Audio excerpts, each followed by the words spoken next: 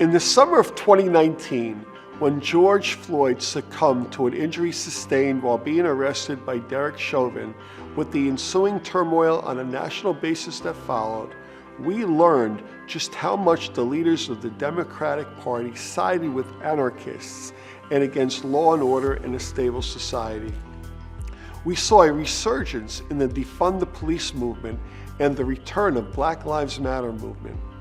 Protests turned into riots, and riots turned into chaos and mayhem. Buildings and statues were torn down, there was looting, people were being shot and beaten in the streets on a nightly basis for an entire summer. We also saw the Democrat Party make excuses for these rioters by bailing them out of jail and starting to vocalize their support.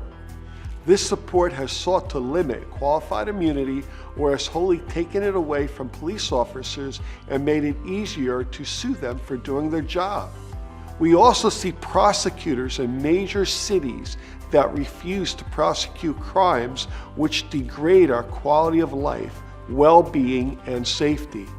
In Nevada's 3rd Congressional District, we regularly see instances of break-ins, assaults, and shootings in common public areas.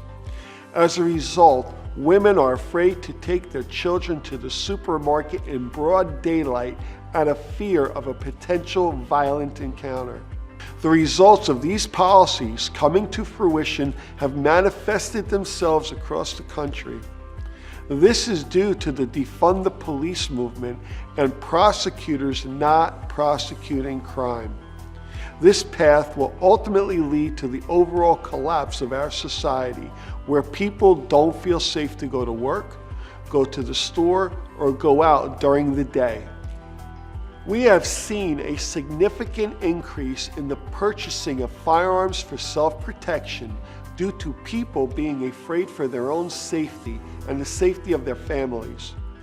If we want to get a hold on gun proliferation in this district and our country, we must make sure people feel safe.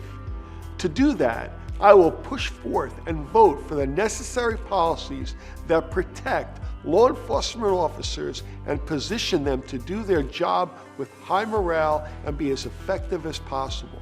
On the prosecutorial side, prosecutors must prosecute crime and judges must recommend the proper sentencing to the crimes committed, as this ensures the safety of all law-abiding citizens. We must operate this way for society to benefit and continue to prosper. I will stand behind policies that ensure police are protected and procedures that will not diminish the enforcement of the law on the federal and local levels. The policies I support will ensure that people who act criminally are made to face the consequences of their actions.